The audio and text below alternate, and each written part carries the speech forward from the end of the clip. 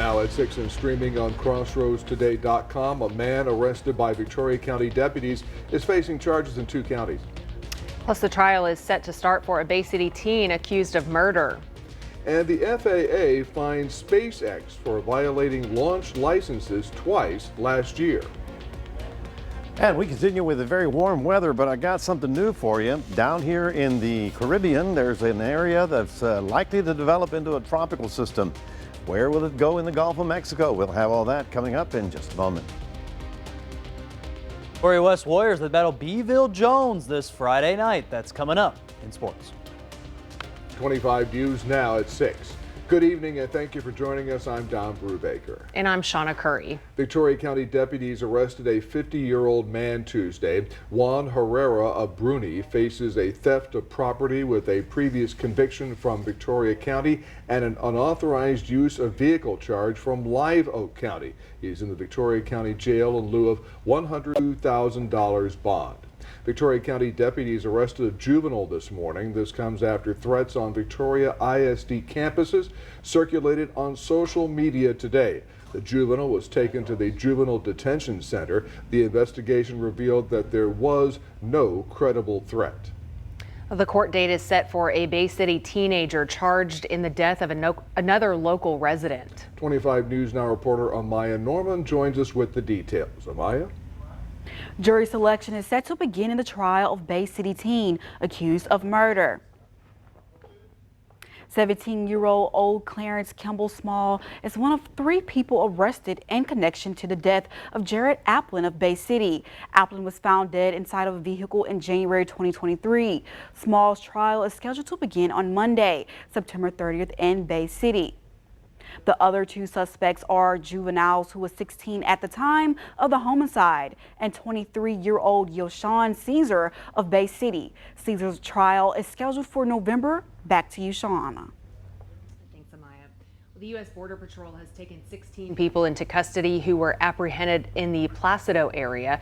They were first picked up by Victoria County Sheriff's deputies on immigration violations. Border Patrol took the individuals to the Corpus Christi facility for processing. Deputies believe that there are no longer any others in their group in the Placido area. A Texas Hill Country mother was arrested on a federal charge after her 6-year-old son went missing. 32-year-old Talia Graham was arrested by Currie County deputies for interference with child custody. It's related to the custody of her 6-year-old son, Cameron Parrish, who went missing and was found safe last week. Authorities found Graham intended to take him out of the state in violation of a court order on his custody. The DPS issued an Amber Alert for Cameron. Graham is in the Currie County Jail in lieu of $30,000 bond. School will return to normal for students in Seadrift tomorrow. They were evacuated from the Seadrift school today after reports of smoke in the building. Students were then released early for the day. Authorities say faulty wiring in an air conditioner breaker panel caused the smoke and the odor. The breaker is being replaced and school will be held tomorrow as normal. Well, now we take a look at your forecast. Here is First Warn Storm Team Chief Meteorologist Mac Perez, and lots of sunshine still. We're not really looking like fall at all. We need those air conditioners still going. Yes. Well, yeah, the AC will still be running through the weekend, but the big story this morning or this afternoon is this area. We talked about it yesterday, and now as a Hurricane Center has put out an advisory that says we've got a broad area of low pressure that has a good chance of developing into a tropical system. Problem is, it's likely to go northbound, and right now I'm feeling fairly comfortable that it will be in the eastern Gulf, not the western Gulf. Nonetheless, it's a big story, and we'll be talking more about it and see what the models say as to which way it's going. And yes, we'll take a look at our fall weather coming up in a moment. Back to you. Mac, thank you. Tonight, starting at 9, the city of Port Lavaca will trigger emergency water shortage conditions of the city's drought contingency plan. The water supply from the treatment plant will be temporarily disrupted in order to complete much-needed repairs to the distribution system. These conditions are scheduled to last 3 to 4 hours. During this time, all non-essential water use is prohibited, including irrigation, washing of cars, or washing down sidewalks. Customers may have low water pressure during this time and are encouraged to use essential water sparingly. The FAA fined SpaceX over $633,000 for violating its launch licenses twice in 2023. SpaceX CEO Elon Musk said he will fight the decision in court. The FAA said SpaceX violated terms of its launch licenses during the June 2023 Falcon 9 launch and the July 2023 Falcon Heavy launch of Jupiter 3. Both launches were successful. Well, here's a look at some of the top headlines that you can read in the Port Lavaca Wave. Calhoun County Commissioner's Court finalizes agreements for a combined dispatch center. And the attorney of a man convicted of murder files an appeal citing new evidence. You can read these stories and more at portlavacawave.com. A new and deadly wave of explosions rocked Lebanon for a second day as Israeli forces carried out attacks against Hezbollah using personal devices like pagers and walkie-talkies. Lebanese health officials report so far today 14 people have been killed, more than 450 hurt. This comes after at least 12 people died in similar attacks yesterday. More sirens, more explosions heard throughout Lebanon Wednesday. A blast, cloud of smoke, then screams at this funeral gathering in southern Beirut. One of many walkie-talkie attacks reported over the past several hours, leaving hundreds of people injured and a number of fatalities that could still grow. It's the second wave of attacks carried out by Israel's intelligence service and military forces, all targeting members of the militant group Hezbollah.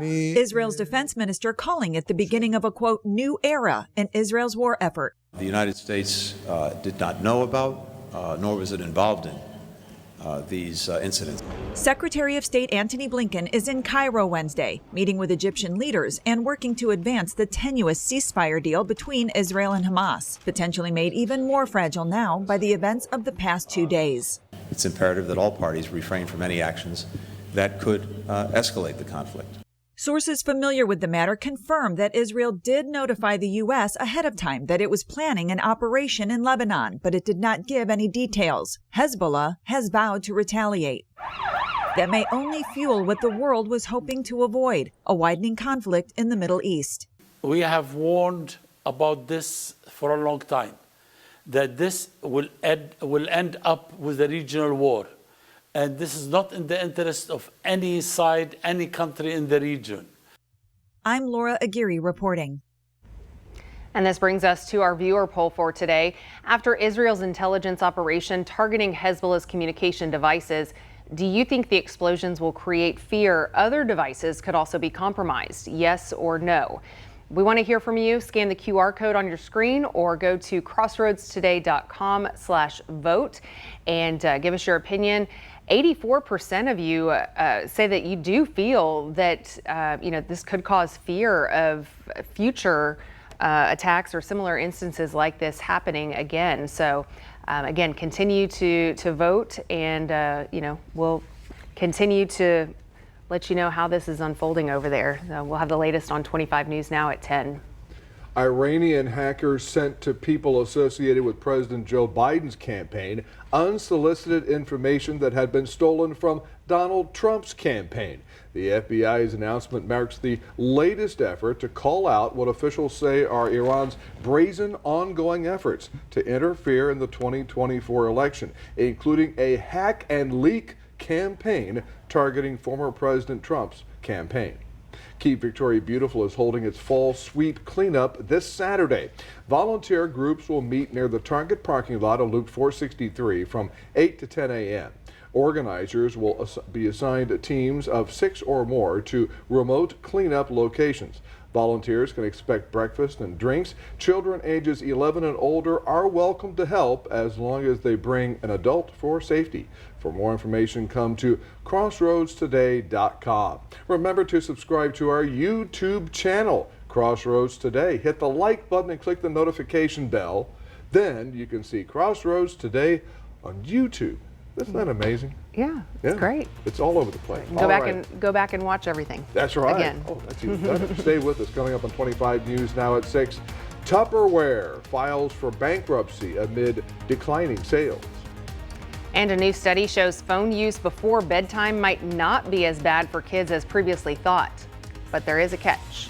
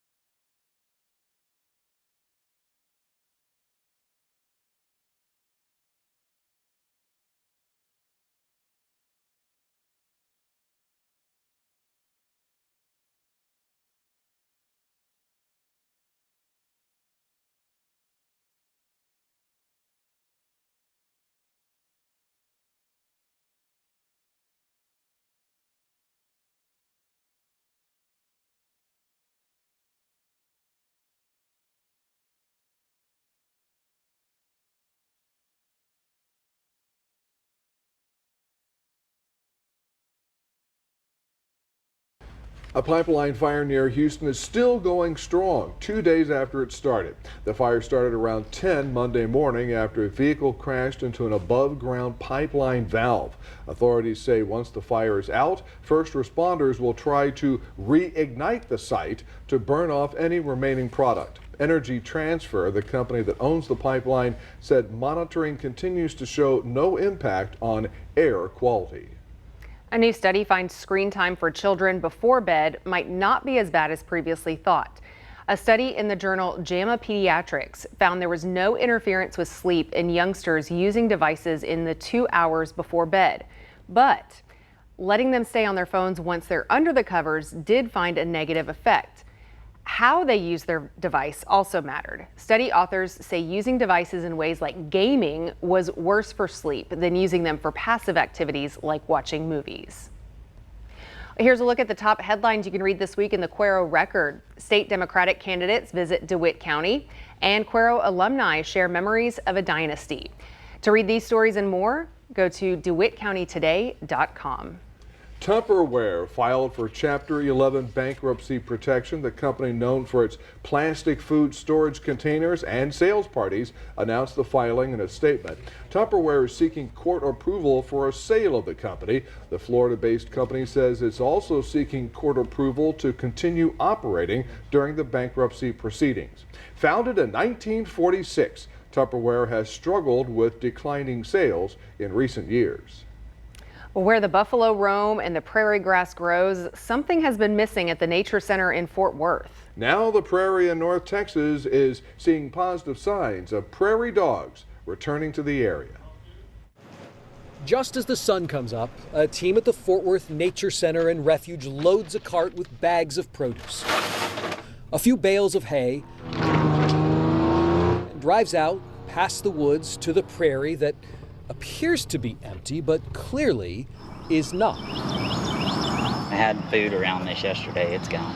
The team checks a series of wire cages spread out across the dry ground.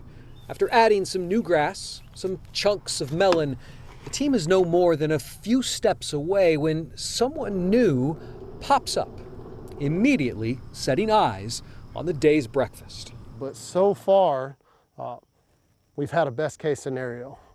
Acting manager Jared Wood says these are the first prairie dogs at the refuge since 2015, when a previous colony disappeared. To reestablish the animals on the eastern edge of their natural range, Wood's team traveled to Canyon near Amarillo, capturing family groups who were about to lose their habitat to a housing development. Back in Fort Worth, they drilled out short burrows and prepared those special cages at the hole entrances for protection. Any kind of predator, hawks, coyotes, bobcats could get to them. They thought it might take 3 to 5 days for the prairie dogs to start to dig their own system of tunnels. It took one. Because the bison will graze this area, keep the grass low. That allows the prairie dogs to have sight lines for predator vigilance. And then the prairie dogs in return will aerate the soil, also clip the grass, and we hope that it's just a harmonious relationship. He won't know until spring if the move has truly been a success. If it is, more relocations could be coming, hopefully making the prairie whole again. A fall harvest supermoon put on a show Tuesday night when it also created a partial lunar eclipse for sky gazers around the world. NASA said the spectacle looks like the shadow is taking a bite out of part of the moon. The harvest moon usually happens around September 22nd or 23rd each year. Supermoons occur 3 to 4 times a year. The next lunar eclipse, a total lunar eclipse, is set to take place next March 13th and 14th. Yes, and it's a harvest moon because fall is just about to turn. I don't know that we'll feel it, but it's certainly coming. Right about now, we're looking at our temperature still in the 90s, 92 degrees. Our high today was just a bit warm. Look at this. We got up to 96 this afternoon. That's 6 degrees above our seasonal average this time of year. But while we're going to be stuck in this rather late season warmth, there's some stuff brewing in the tropics that we got to look at, and we'll have that coming up in just a moment.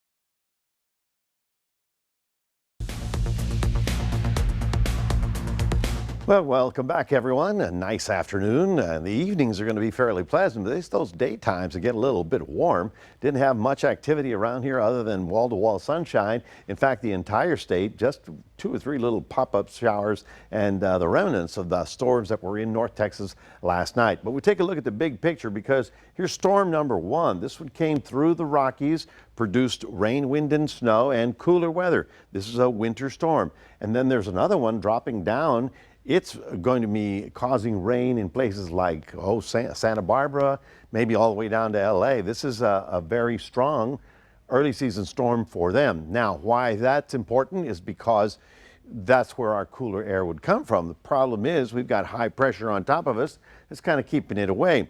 On the eastern side, we have the remnants of what used to be that tropical system. The storm's gone, but the rain continues and the flooding continues as well. But for us, we're looking at abundant sunshine all the way through the weekend, looking at a high of about 95 tomorrow. It's a bit above normal, and then that's where we're at. Now, here's that rain that finally cleared the Carolinas after the storm fell apart here. They're actually still picking up the pieces from all the flooding occurring.